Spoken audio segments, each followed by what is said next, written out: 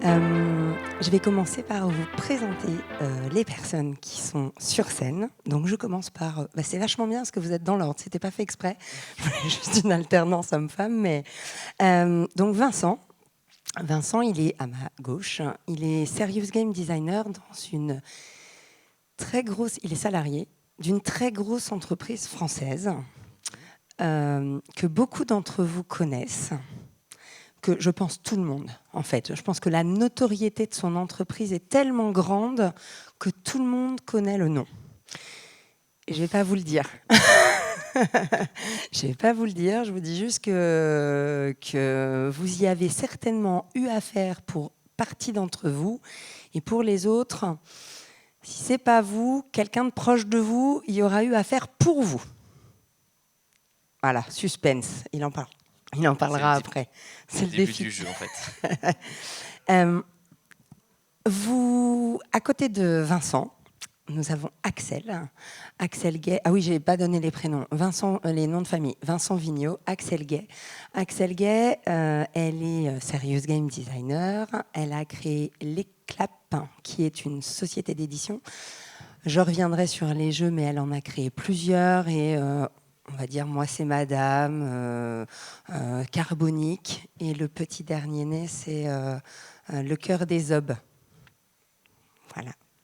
Et puis, en dernier, tout à gauche, nous avons Gilles Moreau. Gilles Moreau, il n'est pas serious game designer, mais il a eu besoin de serious game. Il est cofondateur de Vercor, qui est une entreprise qui fait des batteries.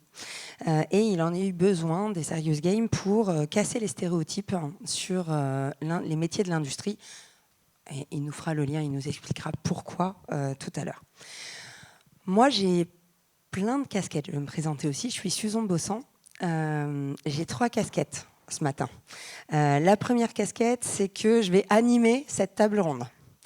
Ma deuxième casquette, c'est que comme je suis aussi serious game designer, et que j'ai pas le même profil, en fait, on est assez complémentaires. Moi, je fais des serious games sur commande d'entreprise. Je participerai aussi. Je vais animer et je vais participer à la table ronde. Et puis, troisième casquette, je fais de la formation au serious game design. Et donc, je vais commencer par prendre un tout petit peu la parole pour poser peut-être des bases de... quand on parle de serious game design, de quoi on parle? Ah oui, j'ai fait, c'est bien, hein, voilà. On revient après, c'est pas grave. Mais comme ça, vous avez les noms, nos têtes, normalement, on est reconnaissable. Gilles a un peu plus de cheveux. Voilà. Alors, vous avez eu tout à l'heure des petits papiers. Et ces petits papiers, je vais vous demander, c'est quoi, lequel, quoi, qu'est-ce qui est serious game? Donc, si vous pouvez lever 1 papier, 2 papiers, comme vous voulez. Je vous laisse lever. Et je veux bien, si c'est jouable, un tout petit peu de lumière pour que nous, on voit ce que votre... Ok, alors j'ai soit les deux, soit des jaunes. Ok. Merci beaucoup pour ce vote. Vous êtes vachement fort déjà, parce que oui, c'est les deux. Et pour tous ceux qui ont dit jaune... En fait, ça me permet de vous dire que d'abord, oui, c'est pas que des jeux vidéo, les serious games, même si ça a le mot serious game, c'est pas que du numérique. On a bien des jeux, alors on les appelle comme on veut. Nous, moi, en tout cas, je dis jeux analogiques, mais on entend jeux tangibles, voilà, on entend d'autres.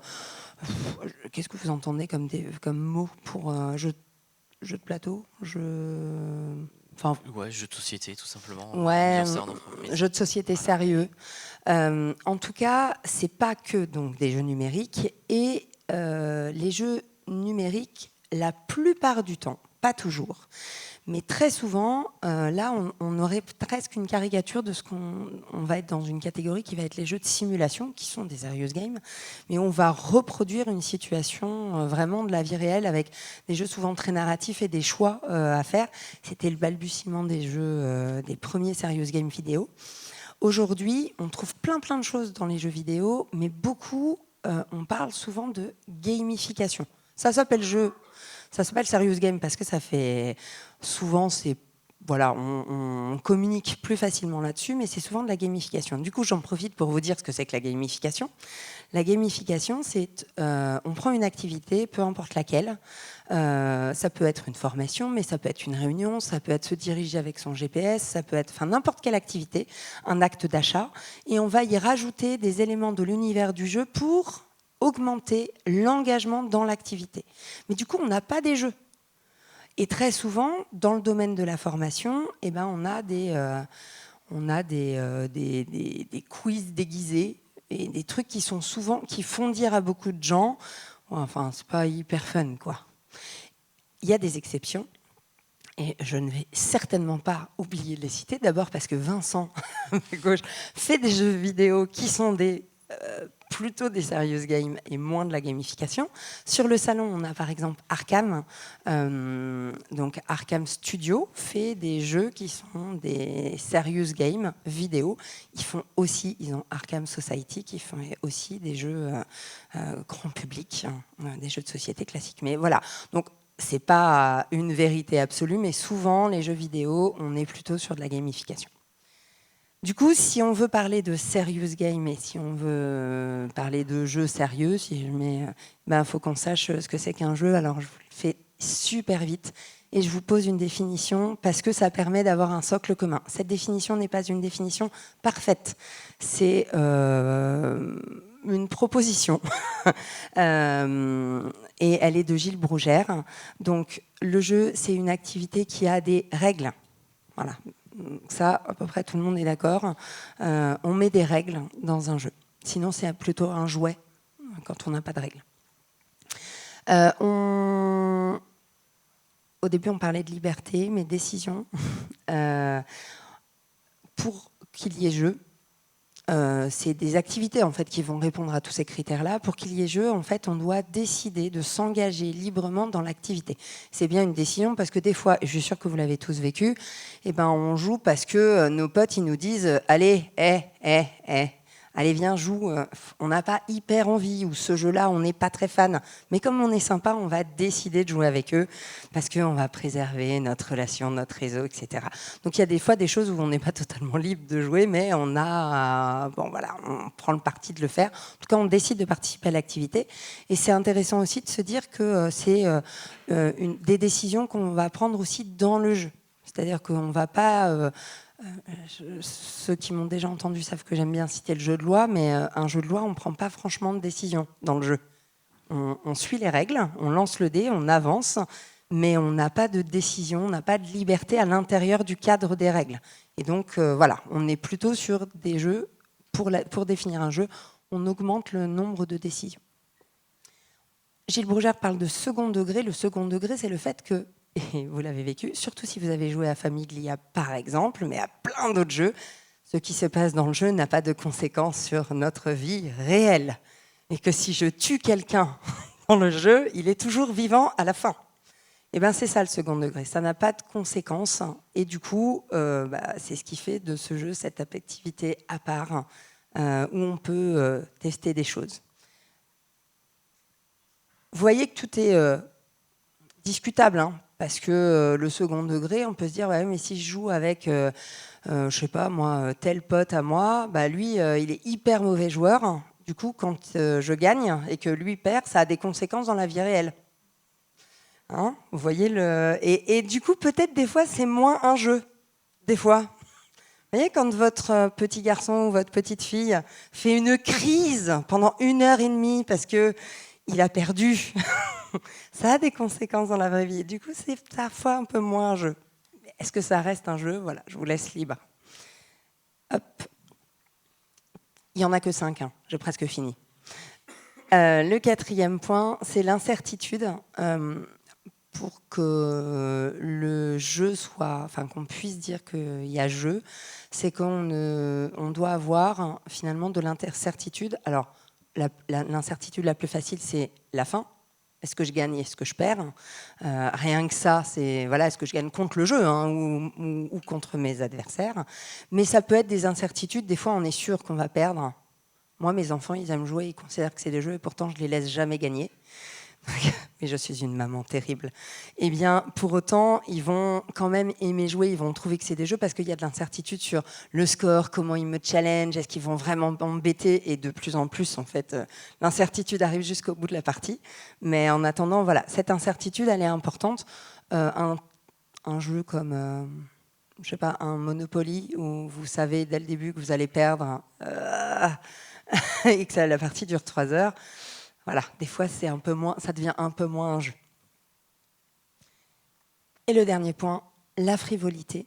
Alors, ce mot, des fois, fait un peu réagir, mais la frivolité, c'est le fait que ce soit une activité qui n'ait pas d'autre objectif, pas d'autre but que le plaisir qu'on y prend. C'est-à-dire que ça n'a pas d'usage, ça n'a pas de but, on n'a pas d'objectif dans un jeu, si ce n'est de prendre du plaisir. Quand on a fait ça, eh ben, ça nous permet de... Je pense que vous reconnaissez les jeux auxquels vous aimez jouer. Ouais, ça rentre dans le cadre. Si on définit ce que c'est un serious game, on voit bien qu'il y a des moments où ça va frotter. Hein. Ça va frotter sur quoi, à votre avis? Sur tous? Peut-être pas tous quand même.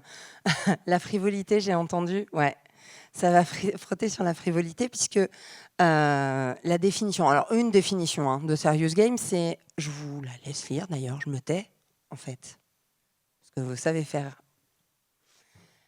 On a un objectif. Et donc, si on a un objectif, la frivolité, voilà, ça veut dire qu'on n'a plus, et si je reviens sur cette image-là, on n'a plus ce côté frivolité.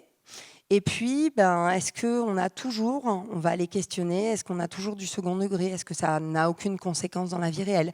Alors, il y a des serious games pour lesquels il n'y a aucune conséquence, puis il y a des serious games, et au contraire, on va essayer de mettre ça à fond pour que ça permette la progression et on puisse tenter des nouvelles choses dans le jeu. Et puis il y a des fois des choses où on va se dire ah non là effectivement si je mets un serious game pour du recrutement par exemple, on se pose la question de si votre réussite au serious game ça conditionne votre embauche dans l'entreprise. Je suis pas sûre que ce soit encore un jeu. Du coup, je suis pas sûre qu'on soit encore dans le serious game. Parce qu'il faut trouver ce juste équilibre. La décision, c'est quelque chose qui est beaucoup questionné. On nous demande, enfin en tout cas moi, on pourra en parler, je vais terminer sur ce petit apport, mais la décision, c'est quelque chose qui est beaucoup questionné, parce qu'on dit quand on est en formation, quand on n'a pas le choix, on est obligé de jouer. Eh bien, en fait, souvent, on laisse le choix. La plupart des gens laissent le choix de jouer ou de ne pas jouer, d'être observateur, d'avoir une grille d'observation. Donc, on laisse souvent cette notion de décision. Et puis, comme c'est de la décision, souvent, on a envie de jouer. Et dites-vous bien que c'est souvent mis en regard d'une autre situation qui est, par exemple, un apport magistral. Et donc, la décision, elle est très vite prise par les stagiaires dans les formations de dire « c'est quand même vachement plus cool, donc je décide de jouer parce que finalement, c'est une modalité d'apprentissage qui me semble plutôt pas mal. Mais il peut y avoir des résistances et après, voilà, il y a des solutions. Mais c'est une question que vient poser le serious game. En tout cas, si je résume, un serious game, c'est bien un jeu, à contrario de la gamification où on a une activité où on vient saupoudrer, on fait un vernis de jeu. Et on n'a pas un jeu. Un serious game, c'est on essaye de tendre un maximum vers le jeu, de conserver toutes les fonctions du jeu, le maximum, en ayant une fonction utilitaire. Alors, j'ai parlé beaucoup de pédagogie parce que c'est la grande majorité des jeux, mais c'est pas que ça. Et je fais un dernier, et je vous jure, après c'est fini. Pourquoi, notamment, ça se développe beaucoup, les serious games? Pourquoi il y a de plus en plus de demandes? Parce que il y a de plus en plus de recherches scientifiques sur tout ce qui est neurosciences, apprentissage et autres, et on s'aperçoit que, on comprend mieux comment est-ce qu'on apprend, et comme on comprend mieux comment est-ce qu'on apprend, on voit un peu mieux pourquoi est-ce que le jeu, ça fonctionne. Donc il y a des gens qui pensent ça depuis très longtemps, mais on n'avait pas d'arguments. De plus en plus, ça rentre et même les ludosceptiques finissent par se dire c'est peut-être qu'il y a quand même des choses à faire. Ça, c'est les 4 piliers de l'apprentissage que développe Stanislas Dehaene. Donc le premier, il n'y a pas d'ordre, mais l'attention, c'est un indispensable. Et c'est ce que font tous les enseignants dans leur classe, c'est essayer de choper l'attention des élèves. Un jeu, Vous voyez bien que très vite, on va focuser dessus, on va être dedans. Et donc, en fait, il capte l'attention. Le tout, ça sera de la diriger au bon endroit, mais je ne rentre pas dans le détail. L'engagement actif, c'est que pour apprendre, il faut traiter cognitivement l'information. Et quand vous faites des choix dans un jeu, vous traitez, vous décidez, vous pesez pour, contre, quelle stratégie, quelle tactique, machin, qu'est-ce que je vais faire. Donc oui, vous manipulez de l'information et donc c'est apprenant. Je fais juste des parallèles hyper vite, mais pour vous montrer pourquoi on a cet engouement et pourquoi finalement il y a des fondements qui font qu'aujourd'hui ça devient quelque chose de... Tous les pédagogues s'en emparent, enfin beaucoup. Le retour d'information, c'est le feedback, c'est-à-dire je fais une action et j'obtiens une information qui me dit si mon action, mon choix, mon raisonnement est bon ou mauvais. Est-ce que ça marche ou est-ce que ça ne marche pas? Je tends le bras pour attraper quelque chose. Est-ce que j'ai assez tendu le bras? Est-ce que je suis passé derrière l'objet, devant l'objet? Les bébés qui apprennent à capter les choses, c'est ça. Et à chaque fois, ils ont un retour d'info, ils essayent autrement. Et puis arrive un moment où ils ont appris la bonne distance. Quand ils mesurent, ils évaluent et peuvent avoir le bon pronostic. Eh bien, un jeu, ce que dit Stanislas Dehaene, c'est que ça doit être le plus court possible entre le pronostic qu'on fait et le retour d'infos pour qu'on puisse capitaliser dessus. Et en l'occurrence, les jeux, vous avez des temps très courts entre les décisions que vous prenez et les retours que vous avez sur ces décisions. Résultat des courses, c'est beaucoup plus apprenant que d'apprendre quelque chose, de faire un pronostic quand vous avez une évaluation, par exemple, et d'avoir le retour ou d'expérimenter dans la vraie vie. Quand on fait un serious game sur du management, par exemple, on peut simuler une semaine en 1 heure de jeu, avec les conséquences des décisions managériales qu'on prend pour avoir une idée du retour que ça pourrait donner. Donc en tout cas, on va raccourcir les délais, ce qui est beaucoup plus apprenant. La consolidation, c'est le fait de s'entraîner, de répéter, pour que ça libère du cerveau disponible pour apprendre, pour avoir d'autres apprentissages possibles. Du coup, ça vient... là, on va plus tabler sur tous les jeux qui étaient sur la diapo ici, la dispensation d'entraînement. Si je veux... par exemple, m'entraîner à l'anglais, apprendre mes tables de multiplication au hasard. Hein. Pas parce qu'un auteur de jeu sérieux est dans la salle et a un jeu qui est devant, qui traite des tables de multiplication. On a imaginé les chansons pour apprendre les tables de multiplication parce que finalement, c'est de la consolidation. On vient s'entraîner, on répète. On peut le faire par le jeu. C'est-à-dire que c'est plus une contrainte et du coup, on va répéter facilement parce qu'on s'amuse et qu'on n'est pas en train de faire un exercice qui saoule tout le monde d'aller vraiment s'entraîner. Donc voilà, en gros, pourquoi est-ce qu'une des tendances, c'est qu'on a une légitimité scientifique à mettre le jeu en formation. Il y a d'autres usages, mais du coup, Vincent, j'ai une question et ça y est, j'ai fini. Ça y est, c'est fini, vous pouvez respirer, tous les apports sont faits. Vincent, dans ton entreprise, dans ton entreprise que vous ne connaissez donc pas, c'est des jeux qui sont... Toi, tu vas créer des jeux qui sont dans la formation. Tout à fait. Et pourquoi et comment ça s'est créé et quelle entreprise c'est? Voilà. Alors, pour le suspense, c'est savoir si l'un d'entre vous ou l'une d'entre vous a la réponse à la question. Est-ce que vous savez ou un ordre d'idée dans quel domaine d'activité je pourrais travailler? Quelle est l'entreprise? Vas-y. La SNCF. Ah, ça pourrait. Ouais, ça pourrait. C'est aussi grand? Non, c'est plus petit quand même. C'est plus petit? Ah, SNCF, je sais pas combien ils sont, mais ouais. Ah, c'est aussi connu que la SNCF. Mais ouais. Et donc, ils sont très friands de... Pour ceux qui n'étaient pas là, alors, tu as quoi dans les mains? Parce qu'on voit un... Ah, ah ouais, zut, ceux qui ont lu le programme d'un peu trop près, c'est marqué dessus. Mais ne lisez pas le programme. Donc, je répète, grande entreprise utilisée et qui profite à tous quand même. Oui, la finalité, c'est que ça profite pour tout le monde. Allez. Bon. EDF, c'est ça que j'ai entendu. Hein. Ouais, plus utile, presque. Non, parce que EDF, il est pas... Non, EDF, ils ne sont pas tout seuls. Donc, du coup, il est plus utile.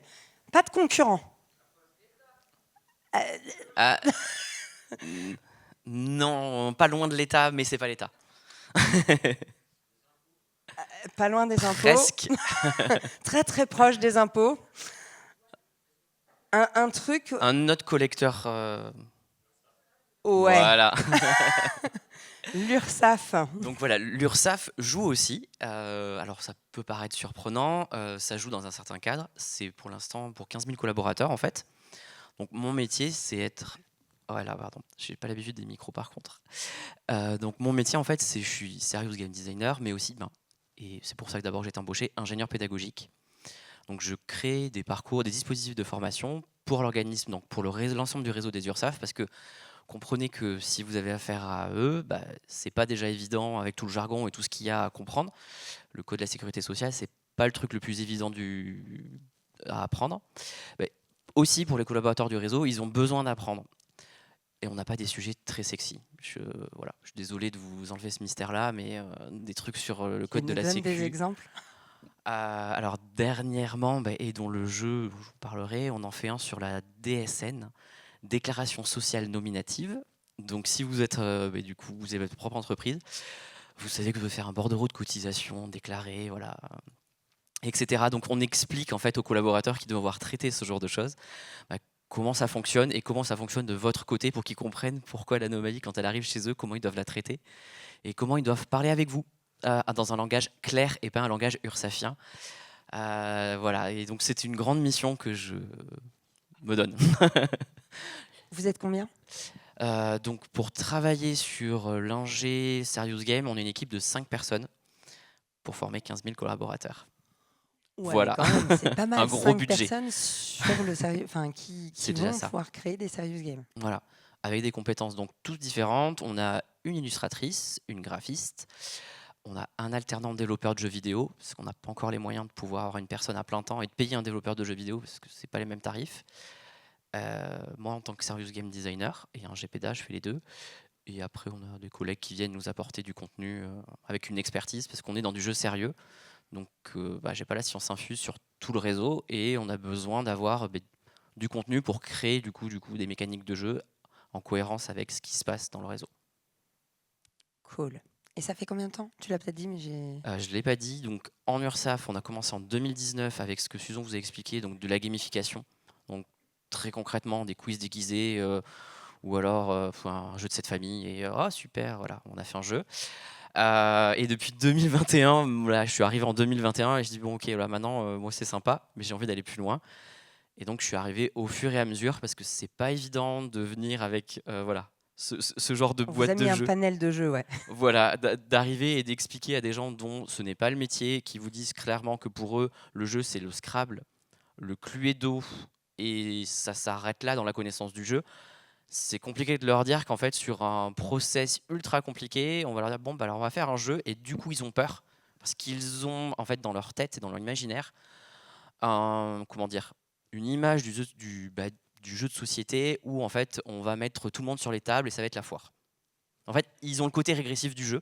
Et en fait, on entend leur dire, mais non, le jeu, c'est aussi pour des adultes et ça sert aussi à apprendre parce qu'on le met dans un cadre et on y met du coup des règles, effectivement. Voilà. Mais on enlève la frivolité.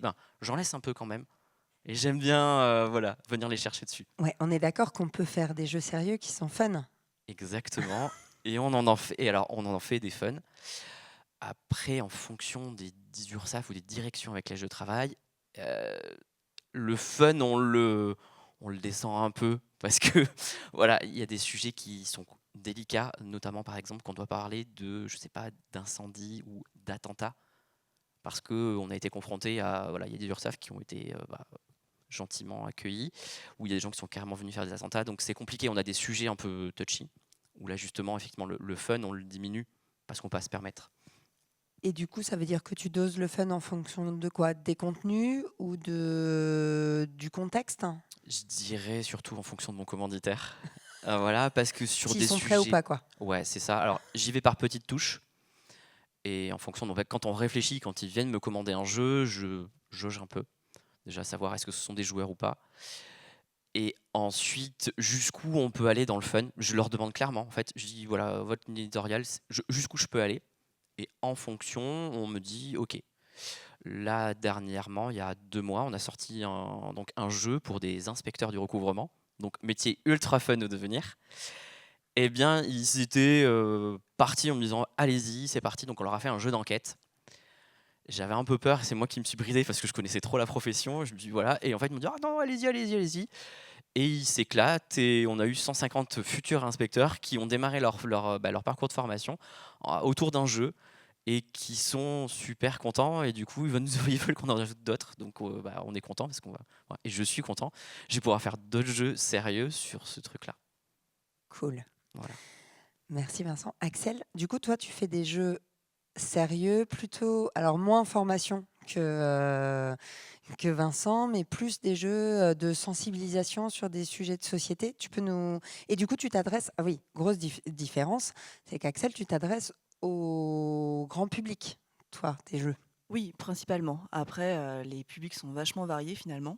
Mais nous, du coup, on va carrément toucher des sujets touchy ou tabous. Et justement, on utilise le jeu et le fun. En fait, on arrive à parler de climat, d'attaques sexistes, de contraception masculine. Bon, ça peut être rigolo. Mais, Il faut jouer, messieurs, s'il vous plaît. mais justement, en créant un moment assez bienveillant et où on peut se marrer, en fait. On peut se marrer, même si le climat, c'est pas forcément un sujet drôle. Moi, j'ai beaucoup de retours sur. Donc, on parle du jeu Carbonique, pour celles et ceux qui n'avaient pas l'information. Carbonique, moi, j'ai beaucoup de retours sur des différences. Alors, je ne l'ai pas dit tout à l'heure, mais c'est l'occasion. La fresque du climat, pour le coup, j'ai beaucoup de retours sur. C'est des fois un peu difficile. Alors, d'abord, c'est de la gamification. Pour tous ceux qui se posent la question de... J'ai beaucoup parlé de gamification en numérique, mais la gamification, du coup, ça peut être en analogique. Et donc, la fresque du climat, c'est de la gamification. On a mis des cartes de jeu, mais ce n'est pas un jeu. Et du coup, ton jeu, moi, je l'ai animé dans des groupes où, justement, en fait, on se marre vraiment. Et pourtant, on apprend des infos. Et peut-être même, moi, ça m'a incité plus concrètement à changer des comportements parce que j'avais des infos que je ne connaissais pas sur les émissions de CO2. Bon, bah super, tu m'envoies ravi. Mais oui, c'est pour faire la transition. Et puis, du coup, moi, j'ai fondé la maison d'édition L'Éclap pour justement pouvoir ne pas avoir de commanditaires qui me restreignent sur non, on fait pas trop fun, les gens vont pas aimer ça, c'est un sujet sérieux. Et en fait, du coup, c'est sûr que j'ai beaucoup plus de liberté par rapport à ça. Et donc, ce sont des jeux à la base vraiment pour le grand public, donc des jeux d'apéro en famille, entre amis, et qui, en fait, par le fil des événements, se sont beaucoup retrouvés, utilisés par des formateurs, des animateurs, parce qu'en fait, ils en avaient besoin. Et moi, lorsque j'ai créé des jeux, j'ai voulu qu'il y ait vraiment des règles du jeu qui soient le plus drôle possible, et aussi des jeux rejouables avec des stratégies à mettre en place et qui quand même se basent sur du coup un sujet concret, mais qui en même temps en fait peuvent être utilisés de manière très différente en fonction du temps, des circonstances. Et en fait, je me suis vite rendu compte que les animateurs, ils sont tous très créatifs et ils ont utilisé mes jeux, ils ont créé des règles du jeu que j'avais jamais imaginées, et qui sont super en fait. Maintenant, moi, je découvre des personnes qui me disent ah ouais, j'ai joué à ce jeu-là, et en fait, je me rends compte que c'était mon jeu. Mais du coup, je suis très très heureuse que chacun ait pu se l'approprier et l'utiliser du coup plus comme un outil pédagogique. Et puis, si d'autres personnes ne veulent l'utiliser juste pour le fun et pour une soirée apéro, en fait, c'est complètement possible. Et voilà. En fait, ce qu'ils vont permettre, c'est qu'ils vont faciliter. On a de l'info dans tes jeux. D'ailleurs, c'est bien des serious games parce qu'il y a des messages et puis il y a du contenu dans tes jeux. Si je veux en savoir plus, je peux aller. Alors, je sais plus sur le cœur des hommes comment ça se passe. C'est dans le livret. Il y a. Ouais, alors dans tous nos jeux, il y a un petit livret, donc dans le livret des règles, à la fin, il y a une dizaine de pages avec des informations complémentaires, parce que comme avec toi, moi je suis spécialiste du game design, mais je suis pas spécialiste de la contraception masculine, je suis pas spécialiste du climat, et donc à chaque fois, je co-construis le jeu avec des spécialistes de ces sujets-là pour qu'il y ait un vrai intérêt informationnel. Et donc moi, je vais traduire en jeu en fait les informations de ces experts et expertes qui veulent transmettre un message et qui se basent justement sur des données très factuelles pour avoir des bases qui sont donc soit des calculs scientifiques d'impact carbone, soit des témoignages de personnes, soit voilà, des dispositifs contraceptifs qui existent depuis 40 ans, et donc qui sont finalement de notoriété publique, quoi, et donc de les mettre en jeu pour transmettre cette information. Et finalement, en fait, le gros atout de ces jeux, pour les avoir beaucoup de fois vus en œuvre, c'est que ça crée beaucoup de discussions et qu'autour d'une table, chaque personne a des connaissances différentes sur les sujets et c'est un vecteur d'intelligence collective en fait pour débattre et permettre à chacun de se positionner parce qu'on essaye vraiment de justement de pas rentrer dans la culpabilité ou de pas rentrer dans il faut penser comme ça, il faut faire ci, mais juste apporter des informations de manière drôle, ludique et après chacun en fait ce qu'il veut. Peut-être la force, c'est ce que je retrouve, c'est que souvent, on avait ces échanges sur le salon avec certains, c'est qu'on refait une partie, on la refait à la fin. En fait, une partie de n'importe quel jeu, hein. Et du coup, dans les jeux que tu proposes et dans les serious games qui vont plutôt être des serious games grand public, il y a beaucoup de serious games maintenant militants ou qui vont passer de l'info pour le. Là, j'ai vu un serious game sur la langue des signes, etc. Enfin, c'est de se dire, finalement, on profite de ce temps d'échange qui est naturel après un jeu pour que les gens échangent sur le sujet. Et s'ils veulent, il y a de l'info. Mais en fait, rien que ce qu'ils ont vu dans le jeu est propice à l'apprentissage ou en tout cas à cette intelligence collective. Tu as parlé de rejouabilité, j'anticipe une question. C'est qu'on me dit souvent que les serious games, d'abord, c'est chiant. Donc, j'espère que vous avez vu que ce n'est pas toujours le cas. Faut y jouer pour voir. Oui, c'est ça, faut jouer quand même. Alors, on est d'accord, il y en a des mauvais. Et puis des fois, on a des commanditaires. Moi, je vais pouvoir parler de. On n'a pas. On répond à un cahier des charges. Alors moi, c'est des commandes extérieures. Vincent, c'est des commandes internes. Mais dans tous les cas, on respecte le cahier des charges. Des fois, on œuvre pour que les jeux soient un peu plus fun. On vient questionner. Mais en tout cas, voilà, on essaye de mettre le maximum de jeux dans le serious game. Parfois, c'est un peu compliqué, soit parce que notre commanditaire veut pas, mais parce qu'ils sont pas prêts, parce qu'il y a des résistances des fois du public. Voilà, j'ai des exemples en tête que je ne citerai pas. Mais c'est le public final qui est pas forcément prêt, donc on va y mettre le plus qu'on peut. Mais en tout cas, on va, selon les serious games, travailler ou non la rejouabilité. Pour des jeux comme les tiens, c'est hyper rejouable.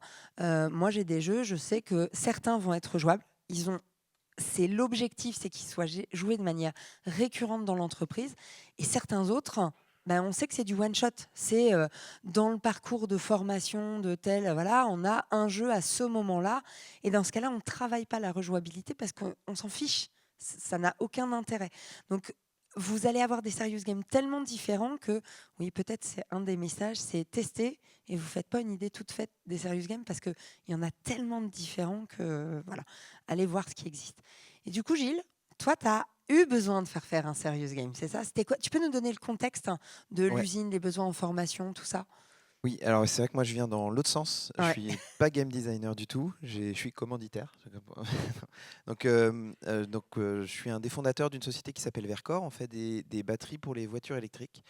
Et pour ce type d'usine qui n'existe pas pour l'instant en France et qui sont en train d'arriver. On va avoir besoin par usine de 1500 personnes.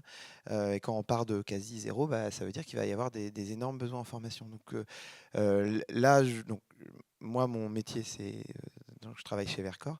Et ici à Cannes, je représente ce qu'on a un projet qui s'appelle l'école de la batterie et qui est justement dédié à former des gens. Donc l'objectif, c'est d'être capable de former 1600 personnes par an à partir de 2026-27, régulièrement, tous les ans, avec un projet qui soit pérenne. Et dans ce cadre-là, donc on est tout un groupement, il y a 14 partenaires.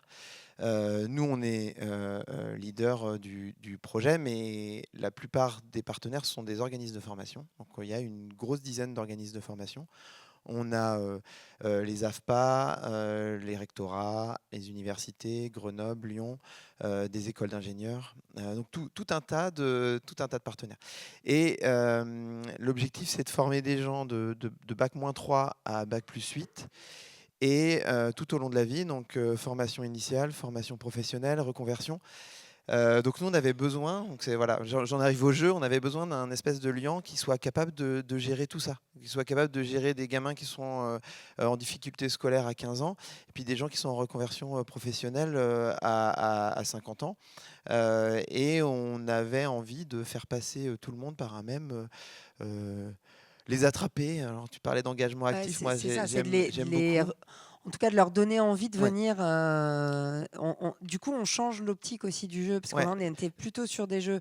Alors, on a eu la formation, plutôt du jeu de sensibilisation à des sujets de société. Ben là, on est plutôt sur, on déconstruit des stéréotypes pour donner envie de s'engager dans des métiers qui sont pas forcément, qui n'ont pas une image forcément très fun. Bah, oui, le métier enfin, les métiers industriels, ça fait 20 ans qu'on en a de moins en moins et où l'image, c'est plutôt les usines se ferment on est en train en ce moment d'ouvrir plus d'usines qu'on en ferme. Mais néanmoins, c'est ce que les parents se disent pour leurs gamins. Et donc, c'est des choses qu'on Puis c'est essaie de... sale, puis Puis c'est c'est mal sale. payé, Bah, puis c'est que pour oui, les alors gars. tout ça, c'est pas vrai. Voilà, exactement. Donc, et donc on essaye, on essaye de changer tout ça. Et c'est vrai qu'on a eu l'opportunité, on a essayé de regarder.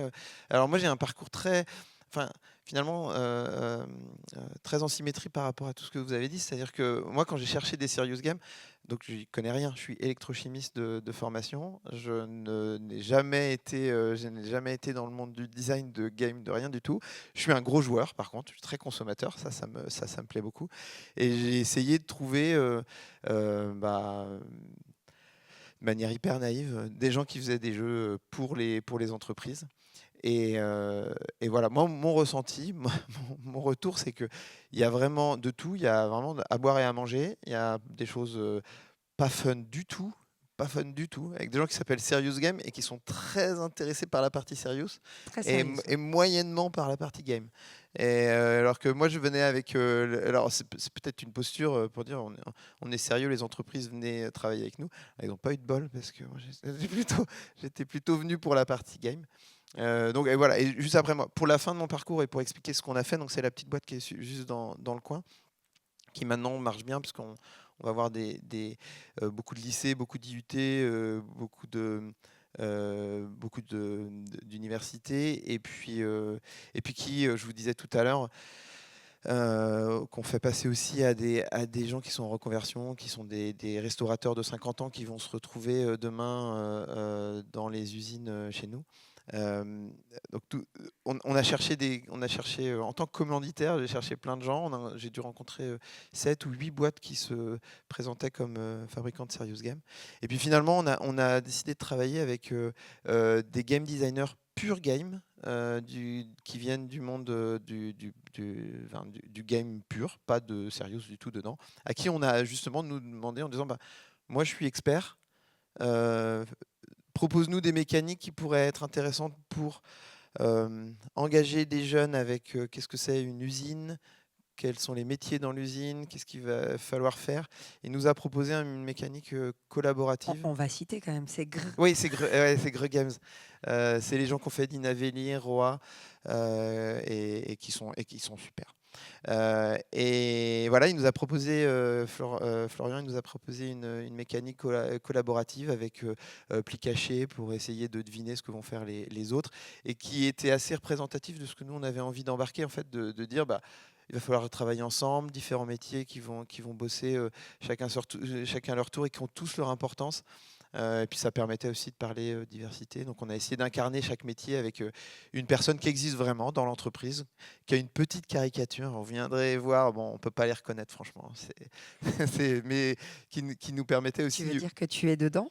Non, non, non, non, non, non. Non, non, Du non, coup, je me suis dit que j'allais regarder le jeu de je plus suis près. partout déjà, on voit ma tête partout. Moi, c'est bon. Non, non, là, c'est les autres. Et puis, non, par contre, on reconnaît pas. C'est quelque chose d'assez neutre volontairement. Mais nous, en interne, c'est assez rigolo de pouvoir dire ah, c'est machin. Ah, mais je le reconnais un peu et tout. Donc, c'est rigolo. Ok, donc pas facile de trouver des... Vous l'avez fait éditer à combien d'exemplaires, le jeu? Alors c'est dans le cadre c'est dans le cadre du projet École de la projet batterie, global, et on a fait je vais peut-être dire une bêtise, une soixantaine de boîtes. Enfin, l'idée c'est après d'aller distribuer nous dans les lycées. C'est-à-dire que c'est un projet, l'École de la batterie, c'est un projet qui est financé en partie par l'État, et il y a une volonté qu'on puisse être que ça puisse être accessible à tous et que ça a un vrai impact. Donc on a fait une soixantaine de boîtes et on est en train de commencer à les distribuer. On en a 6 pour l'entreprise et que nous on garde en interne. Et puis après les autres c'est pour les lycées et les universités. Alors ça me permet de rebondir sur le nombre parce que c'est souvent des choses aussi qu'on nous demande sur les volumes. Alors c'est très très variable, 60 boîtes. Moi j'ai fait des jeux de 6 boîtes minimum jusqu'à 5000 en passant par 2000, 200, 600, enfin voilà, vraiment il y a de tout. Toi Vincent, c'est quoi tes... Moi, c'est en moyenne une centaine de boîtes. Voilà, mais on va pas être plus, c'est pour l'ensemble Oui, du c'est territoire. en interne, donc C'est toutes les régions et il y a 140 URSAF comme ça. ok, Donc 100 boîtes. ok. Et toi Axel? Alors, nous, en fait, on a donc cette activité d'édition, donc ça dépend vraiment des titres. Mais pour les jeux Moi, c'est Madame, on l'a édité à 15 000, Carbonique à 10 000, Le Cœur des Hommes plus 3 000, parce que malheureusement, la contraception masculine, tout le monde n'est pas encore prêt. Mais peut-être que ça viendra après. Messieurs, jouez. Je vais le redire plusieurs fois. Après, on a aussi une activité de création de jeux pour les entreprises. Et là, c'est vraiment plutôt autour d'une centaine de boîtes. C'est vrai que pour les jeux plus spécifiques. Mais ce qui veut dire, on est d'accord que... Enfin, on est d'accord. J'enfonce une porte ouverte, mais je le dis. Ça veut dire que quand on fait des serious games, on vend pas, contrairement à ce que tu fais dans un métier, ce que vous faites peut-être dans la salle, sur un métier d'édition classique, on vend pas un nombre de... Enfin, les boîtes, c'est la production finale, mais ce qu'on vend, c'est l'activité de création et d'adaptation, du coup, aux objectifs qui sont fixés. Donc, parfois, il y a la définition du cahier des charges, parce que, alors là, je vais parler de moi, ce que je vois, mais mes clients, ils viennent me voir en me disant... Enfin, mes futurs clients, ils me disent, voilà, nous, on voudrait faire ça et on a pensé à un jeu. Donc, première chose, c'est peut-être que le jeu n'est pas adapté. Donc, il y a des gens que je renvoie chez eux en leur disant, c'est pas un jeu qu'il vous faut. Voilà, un peu d'éthique, mais parce que si on fait des jeux complètement pourris, et demain, on n'aura plus de jeux et on fera plus de jeux parce que les gens se diront ça marche pas. Donc des fois, c'est pas un jeu. Puis après, on définit avec eux le cahier des charges. Et quand on fait des jeux de sensibilisation, alors on avait cet échange hier sur des jeux de sensibilisation, effectivement, l'expertise game design est plus prégnante. En fait, on va d'abord faire du game design parce qu'on est capable de passer des messages. En fait, Ouais. Oui, c'est ça. Et c'est vrai que là, c'est ce qu'on avait demandé d'abord.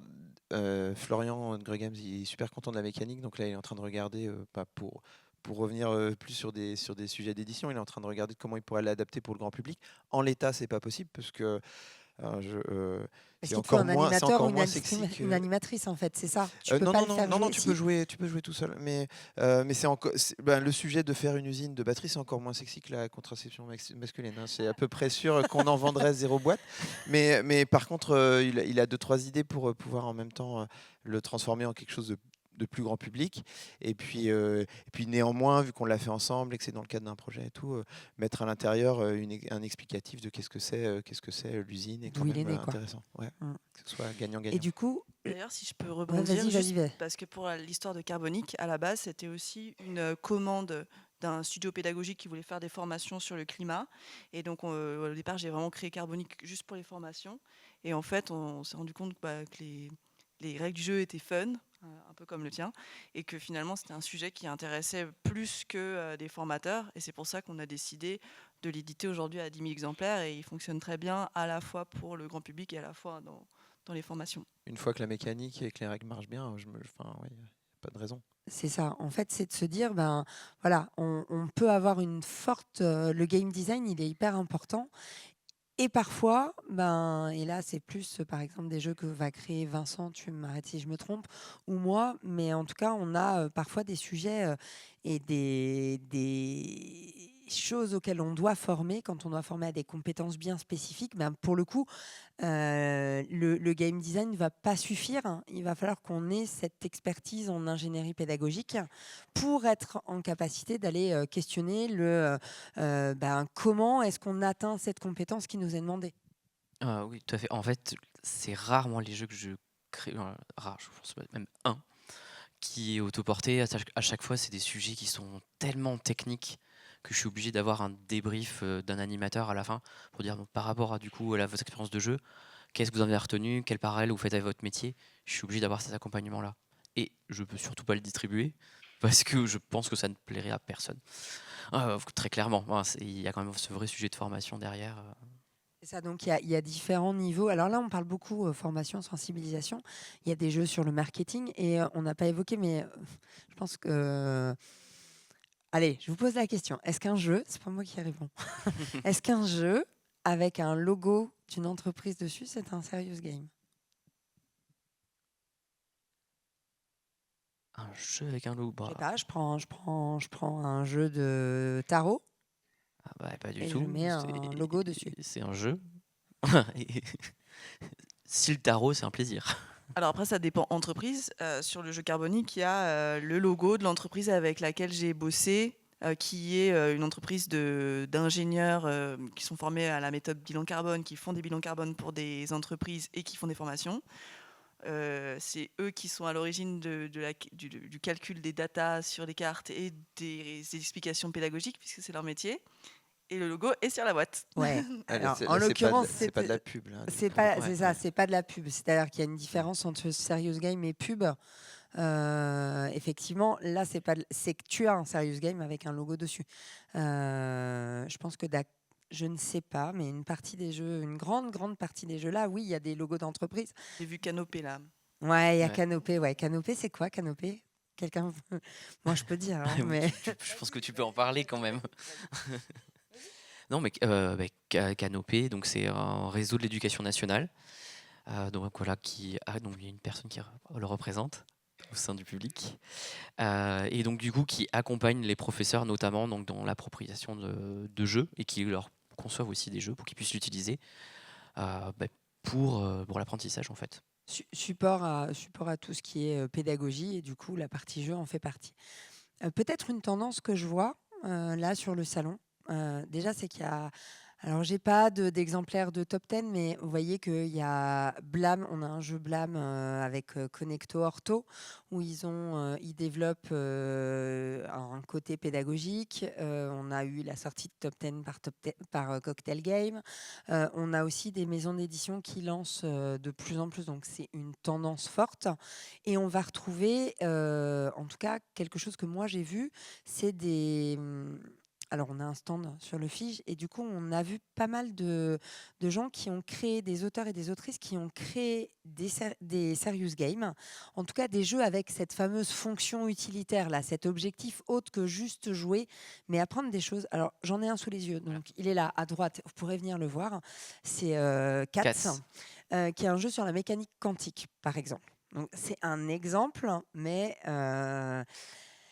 Et la tendance, hormis qu'il est bien ce jeu-là, c'est pour ça que j'en parle, la tendance c'est que on voit ça émerger et en face on n'a pas d'éditeur.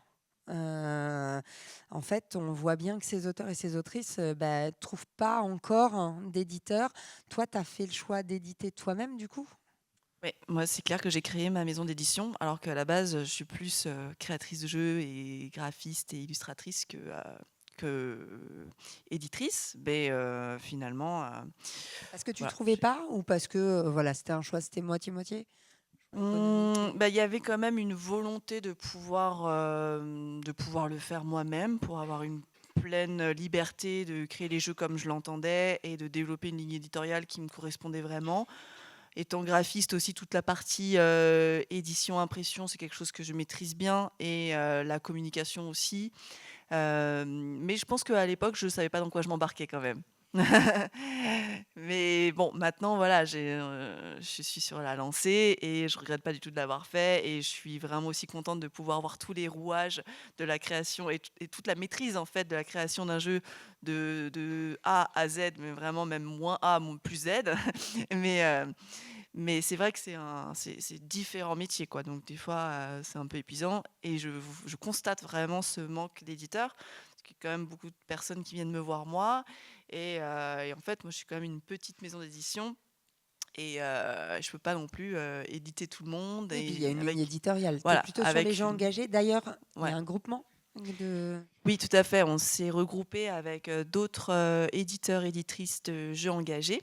Donc jeux engagés qui ont un vrai message, donc sur, social ou environnemental et justement qui sont pour se plutôt serrer proches un des serious peu games. On est, enfin, oui, pour moi, c'est clairement. des C'est serious vrai que, games selon votre c'est une définition. branche, disons. C'est le jeu engagé est une branche du serious game et en fait, on a ressenti le besoin de se retrouver ensemble parce que, on est peu et puis c'est important de se serrer les coudes, enfin, c'est plus notre ADN, quoi. On est plus dans la coopération que l'inverse. Donc en tout cas, dans les tendances, c'est de se dire, voilà, il y a un... On voit plein de jeux émerger, plein de gens qui ont envie de faire des jeux avec... Alors on peut appeler ça jeu à message, mais c'est plus que ça. Parce que je pense que ça, il y en a déjà et qui peuvent être édités. On est vraiment sur des jeux avec de la transmission, avec ou sans médiation, c'est-à-dire avec, quand je dis médiation, c'est ce que disait Vincent tout à l'heure, avec un animateur ou un formateur, une formatrice qui va venir soit pendant le jeu, soit à l'issue du jeu, faire une capitalisation sur l'expérience pour en tirer des apprentissages. Donc là, on est vraiment dans le domaine de la formation, mais des jeux qui vont permettre parfois d'être auto-portés, c'est-à-dire qu'ils vont pas avoir besoin de ce soutien-là, soit parce que il y a un livret, il y a un quiz à côté à la fin qui permet de revenir sur l'expérience. Enfin, voilà, il y a plein de modalités possibles. Et on voit émerger beaucoup de choses comme ça où finalement on n'a pas l'offre pour diffuser encore ces jeux-là. Et pour certains sujets, il y a des attentes publiques, à mon sens. Enfin, on voit bien, ou des attentes de centres de formation, d'entreprises qui seraient hyper heureux de ne pas développer eux, ou de galérer à le faire, ou de ne pas avoir les moyens, mais d'avoir des jeux qui sont déjà faits, en fait. Et on voit bien que certains éditeurs prennent le pli. Est-ce que, avant qu'on passe aux questions, il y a quelque chose que vous voudriez ajouter ? Moi, je veux bien rebondir par rapport à ce que tu dis parce que, en fait, c'est pas évident de développer ce genre de jeu.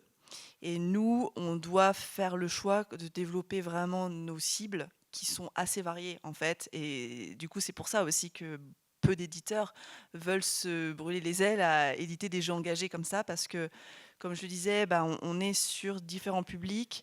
Nous, on a peut-être 40-45% des jeux qu'on va vendre au grand public et en fait c'est pas toujours évident de savoir qui est ce grand public parce que dedans il y a aussi des profs qui vont l'acheter personnellement pour l'utiliser en classe, etc.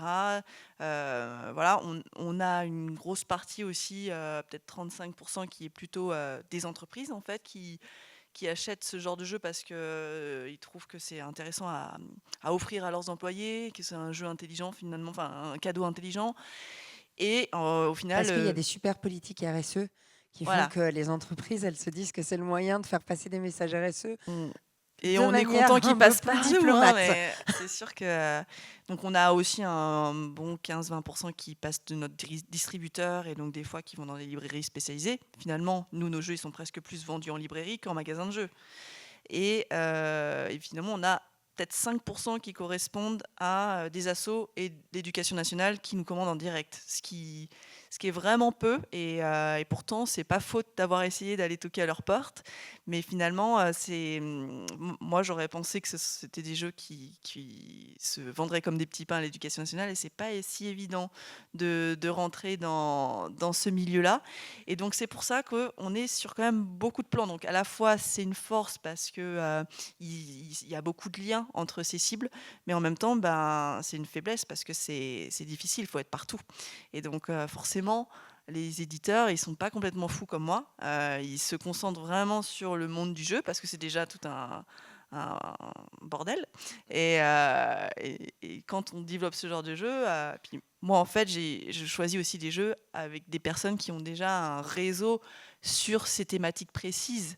Et après, maintenant, on commence à être identifié. Donc, les personnes qui s'intéressent à la cause des femmes, souvent s'intéressent aussi à la contraception masculine, forcément, mais aussi au climat. Et finalement, tous ces enjeux-là de société, ils ont des liens entre eux. Mais voilà, ça commence par des cibles plus précises et ça s'ouvre. C'est difficile de vraiment se développer là-dedans. Moi, ce Donc, que j'entends, c'est voilà. que quand même, ça veut dire que peut-être, là encore, un truc qu'on peut mettre de côté, c'est que les serious games, c'est finalement moins l'éducation nationale que les entreprises et le grand public. Parce que souvent, on met serious game égale éducation, égale... et bien sûr, et puis on a Didacto, par exemple, qui est là-dessus, et d'autres qui se développent, mais c'est vrai que l'éducation nationale, c'est pas... voilà, on va tous se le dire, c'est pas simple. Et du coup, Susan, pour te répondre aux questions entreprise, c'est aussi le côté marque employeur. Je sais que c'est nous, justement, en URSAF, c'est aussi de vous montrer qu'on est moins poussiéreux, qu'il n'y paraît. Donc, d'être attractif en disant qu'on a des Pas poussiéreux métiers. du tout. Mais non, justement, qu'on a des métiers et que du coup, on peut former différemment. Donc, ça permet de faire venir du monde. Et ça permet aussi d'enlever les jolies présentations PowerPoint de 350 pages. Voilà, des fois j'aime bien. J'ai hésité à mettre 1 tu sur voulais tester. 2312 en bas, mais je ne l'ai pas fait. Donc c'est aussi moyen, voilà, le serious game pour une entreprise de montrer que elle casse les codes. Oh, c'est beau ça. Oh, comme dirait Platon. Je vous propose qu'on passe aux questions, s'il y en a. Est-ce qu'il y a des questions dans la... Ouais, alors tout au fond. On va te faire courir. Parce que c'est diamétralement opposé à toi. Ou alors sur le chemin, tu peux t'arrêter. Mais je crois qu'il y a eu... 1, 2. Et bonjour. Et j'ai une question pour Axel. Et vous êtes à la base game designer, illustratrice, graphiste, tout. Et la question c'est à quel moment on se pose la question de devenir éditrice. Et l'autre question assez importante pour moi, c'est de savoir si vous faites ou pas vous-même tout ce qui est distribution ou pas. Ok, merci. Effectivement, c'est une bonne question. Moi, les 2 jeux que j'ai commencé à vendre, c'est vraiment des jeux donc, que j'ai créés et qui m'ont finalement permis de lancer la machine. Et donc, par exemple, Moi, c'est Madame, qui est notre premier jeu lancé en septembre 2020. Je ne m'attendais pas forcément à ce qu'il ait le succès qu'il a eu. Et ça a permis vraiment de lancer la maison d'édition. Et comme Carbonique était déjà un petit peu dans mes bagages, finalement, j'ai profité de cet élan pour lancer Carbonique. Et c'est là que j'ai fondé cette maison d'édition, alors que ces jeux étaient déjà créés juste avant que je fonde la maison d'édition.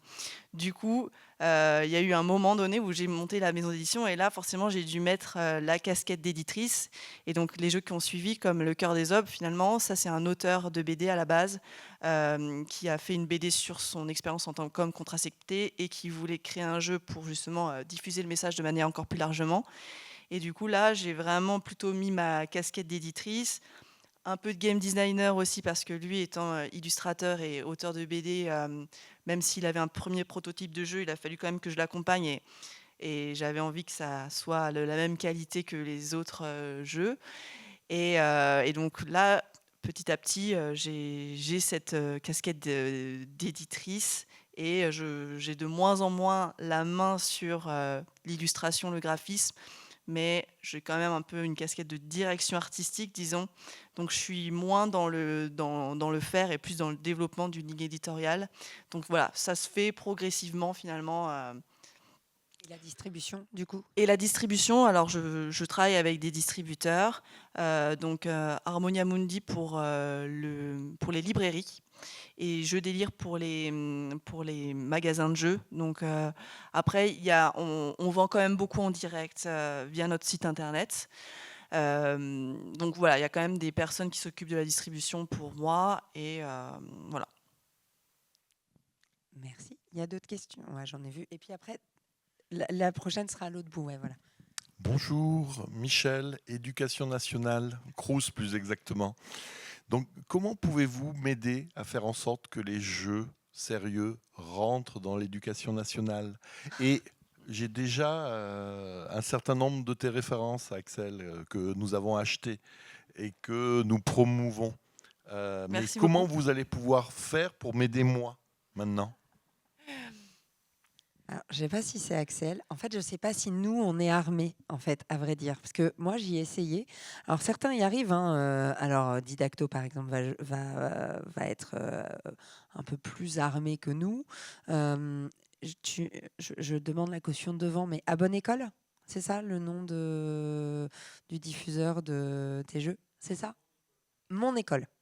Donc il y a des éditeurs qui sont spécialisés et qui ont plus d'entrées. En fait, je pense que la réponse, elle est plutôt sur les éditeurs et le positionnement en fait de ces éditeurs qui vont se spécialiser dans des jeux, dans des serious games qui vont être à destination de la formation scolaire, que ce soit au niveau des primaires, collèges ou lycées, et qui vont avoir leurs entrées en fait dans l'éducation nationale.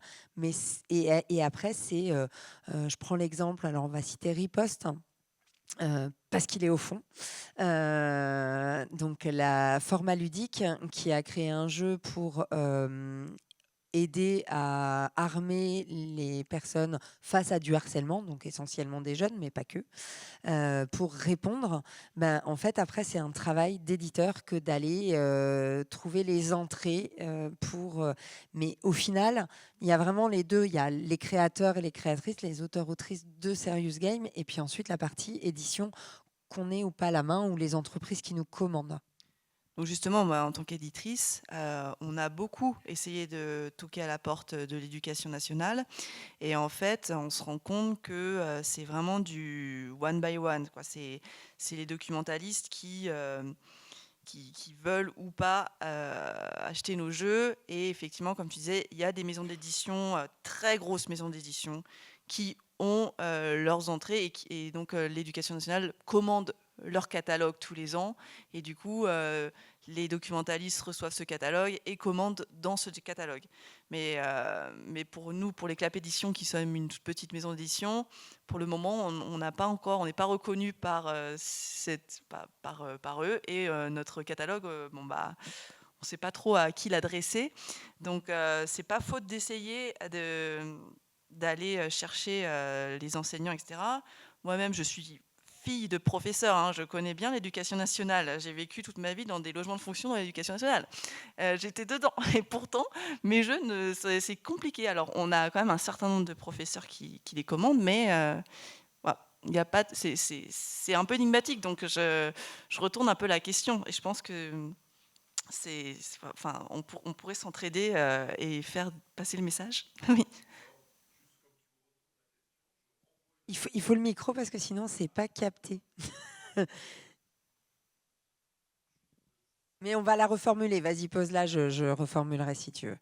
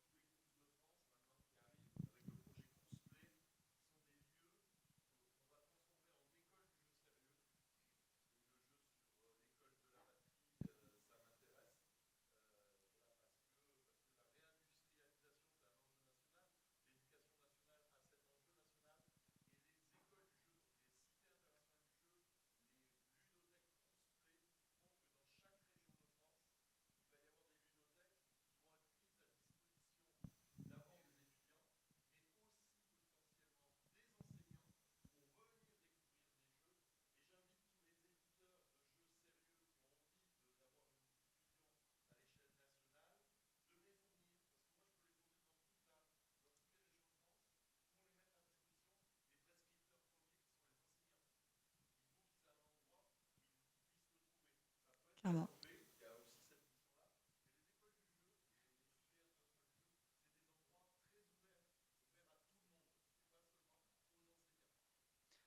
Bon, super, Cruiseplay, hein, on note. En tout cas, moi, ça m'intéresse beaucoup. Il y a aussi le Pass Culture qui est en train de se mettre en place et qui permet de aussi rendre visible les outils et tout Et ça. puis après, il y a les académies, les rectorats qui de plus en plus ont des sensibilités et vont mettre en œuvre des choses.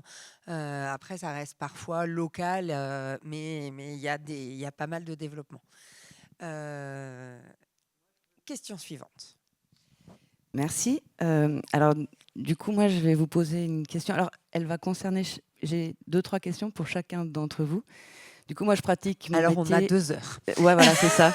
Non, on va Dans faire une vite. ludothèque municipale, donc je ne vais pas vous faire la liste des difficultés qu'on a au quotidien, mais en vous écoutant, j'étais assez ravie de venir à cette conférence. Mais en vous écoutant, moi, j'ai quand même l'impression de pratiquer ça au quotidien par rapport aux requêtes qu'on a des publics, genre animer des jeux avec les mômes de l'ITEP, de la maison de retraite, des écoles toutes les semaines, de la maternelle jusqu'au CM2, dans les collèges, etc. Donc ça, c'est notre quotidien. Et nous, en fait, moi, j'utilise des jeux que je connais, des maisons d'édition qui me semblent répondre aux critères de ce qu'on me demande.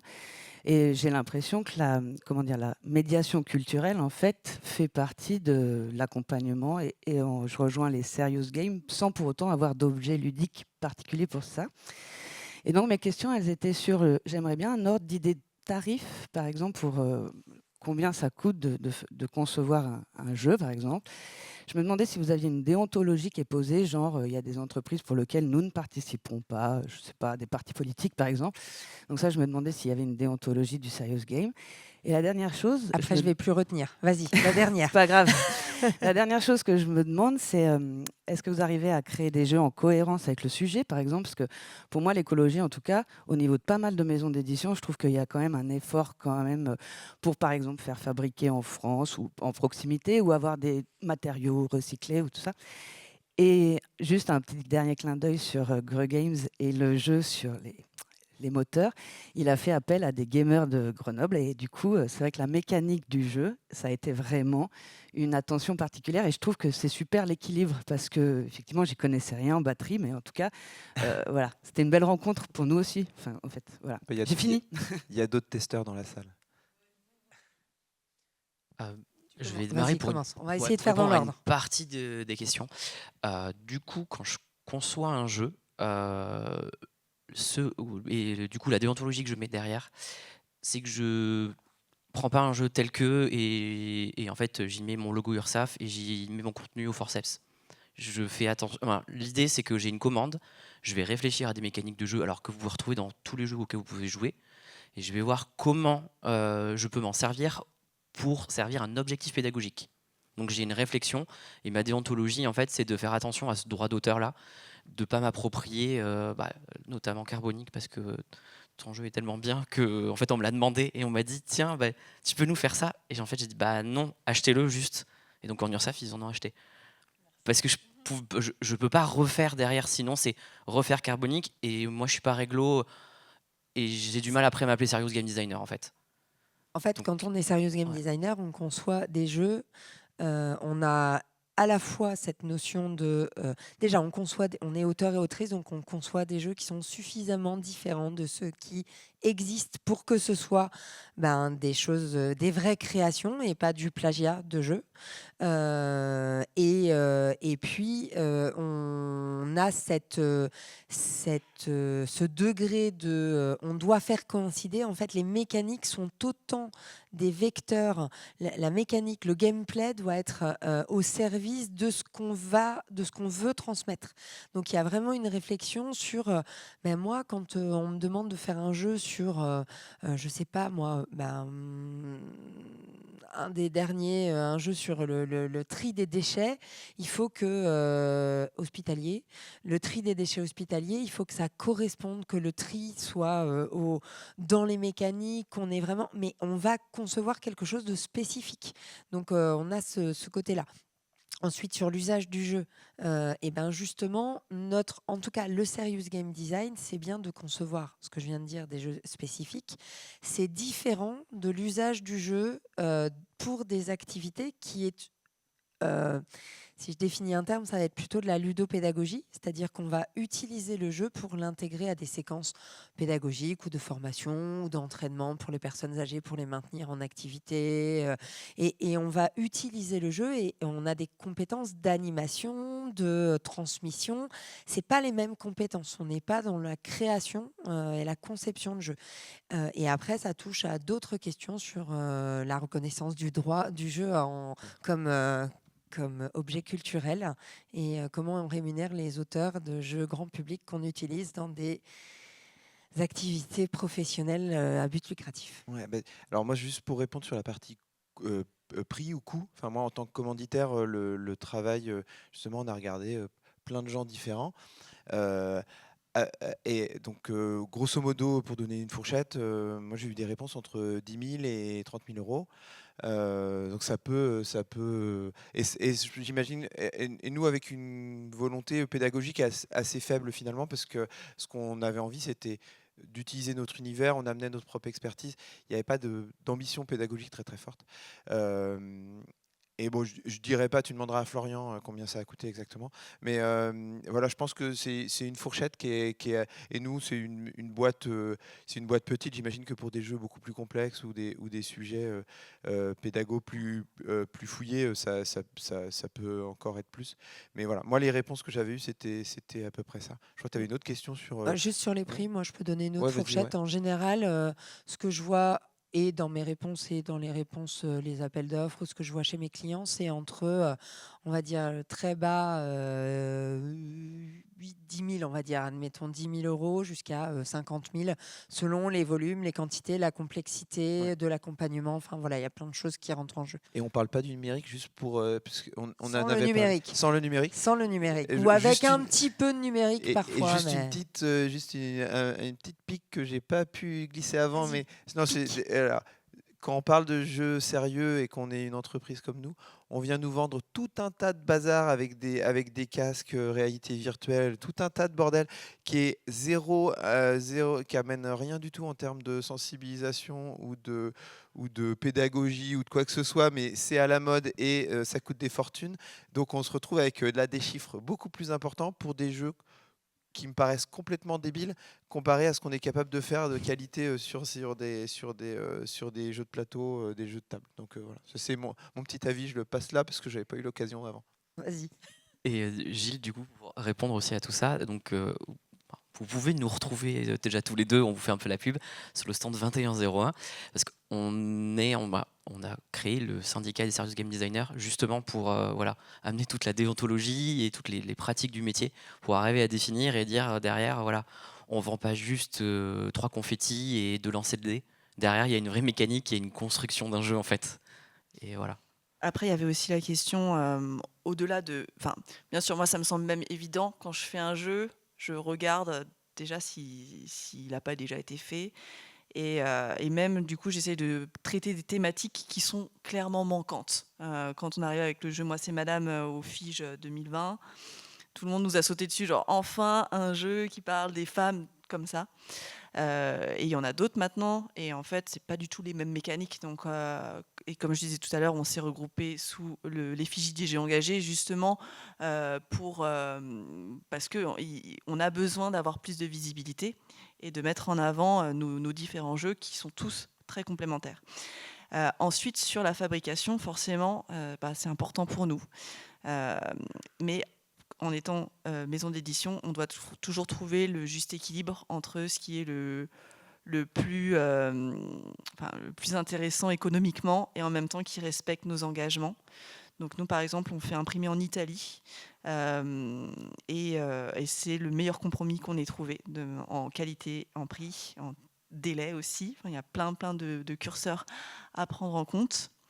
Je rebondis parce que la première fois que j'ai croisé Axel et qu'elle m'a dit Italie, j'ai fait oh, moi je suis bretonne. Donc Italie, j'ai dit mais c'est hyper loin. Elle m'a dit mais attends, je suis à la frontière.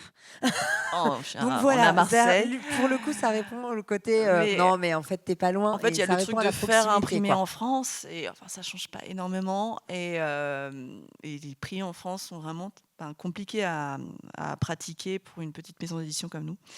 Et bon, pourtant, on est toujours en train de chercher, hein, rien n'est arrêté. Ça change et il y a des trucs vachement meilleurs en France. Moi, je fais beaucoup Oui, éditer clairement. 100% de mes jeux. C'est France ou pays limitrophes, en fait. Voilà. Et ensuite, la dernière question sur est-ce qu'on est prêt à travailler avec n'importe qui. Moi, je me suis posé pas mal cette question-là. C'est vrai que qu'il y a des clients qui n'ont pas un impact carbone sympa. Mais ils ont, en fait, moi, ma politique, c'est bon. Alors, pour les partis politiques, c'est différent. Là, par contre, je pense que voilà, il y a certains partis politiques. Clairement, je ne travaillerai pas avec eux. Et moi, ce qui m'importe, c'est le sujet qu'on fait passer dans les jeux. Voilà. Après, nous, on a fait un jeu sur le climat. Il y a des grosses boîtes qui sont très capitalistes et qui font pas du bien au climat, qui veulent l'acheter. Je leur dis pas non, parce qu'en fait, s'ils veulent apporter un message sur le climat auprès de leurs employés, je vais pas leur jeter la pierre. Après, pour moi, ça pourrait être considéré comme du greenwashing. Mais en fait, il n'y a pas leur logo sur la boîte. Ils financent un projet comme le nôtre. Je sais que c'est des données qui sont calculées par des ingénieurs en lesquels j'ai vraiment confiance. Il y a un message dedans qui est, à mon avis, bon pour la planète. Et si eux, ils veulent l'utiliser, je leur dis pas non. Au contraire, voilà. C'est un début, quoi. Après, on voit, mais voilà. Sur la déontologie, je pense que c'est quand même très propre à chacun. On a une réflexion au niveau du syndicat sur les bonnes pratiques et on a à cœur de développer en tout cas ces questions éthiques. Peut-être un petit point, c'est que il y a des études et là il y a un très bon bouquin et des choses qui sortent sur l'usage du jeu en entreprise pour faire passer des messages qui peuvent être un petit peu comment dire à l'encontre peut-être de l'éthique collective, voilà. Et en tout cas, ça peut être un usage. Je pense que c'est toujours bon de se questionner. On a notamment, en tout cas moi, une réflexion que j'ai et que c'est peut-être un distinguo entre la gamification et le serious game. Dans de la gamification, on a la volonté, donc je rappelle, c'est qu'on va faire une activité et on va y rajouter de l'engagement. En fait, on va essayer de générer de l'engagement dans cette activité en y rajoutant un peu de saupoudrage de jeu. Du coup, souvent, c'est complètement implicite et on ne dit pas qu'on fait du jeu et on vous engage à votre insu en mettant un petit peu de paillettes au-dessus. Là, on peut en tout cas très facilement tomber sur des choses où on peut vouloir manipuler et engager des gens là où vous iriez pas, mais parce qu'on met des paillettes. Dans le cas des serious games, je dis pas que c'est pas possible, vraiment, je ne le dis pas, mais c'est plus rare parce que souvent quand on joue à un serious game, on est conscient qu'on joue à un serious game et on sait pourquoi dans la formation, je sais que je joue à ce jeu-là parce que je suis en train de faire un parcours pour devenir mécanicien, voilà, et que ça va m'aider à ou boucher, et que ça m'aide à identifier les différentes pièces de viande. Et voilà, je sais pourquoi je le fais, je sais quelle est l'intention pédagogique qui est derrière. Donc c'est beaucoup plus explicite dans un serious game, les enjeux et les objectifs sont explicités, là où dans de la gamification, c'est pas toujours le cas. Mais en tout cas, oui, pour répondre, on a une réflexion éthique qui sera forcément individuelle, et puis après qu'on essaye d'avoir au travers du syndicat. Je vois l'heure qui passe, je sais, ce que je peux vous proposer peut-être, c'est deux choses. La première, c'est de venir nous voir juste après, parce qu'on ne va pas s'enfuir si vous avez des questions. Et puis la deuxième, c'est si vraiment ça vous intéresse, l'objectif du syndicat, c'est aussi de renseigner sur les serious games, sur ce métier. Donc, si c'est un métier qui vous intéresse, venez nous voir. Si vous avez des métiers connexes, on peut peut-être vous aiguiller, vous renseigner, vous donner des infos. Et si ça vous intéresse tout court, venez nous voir. Voilà.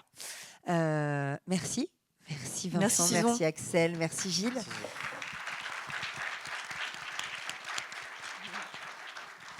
Merci à vous, c'était cool de vous avoir. Bonne journée et bon salon. Bon salon, merci.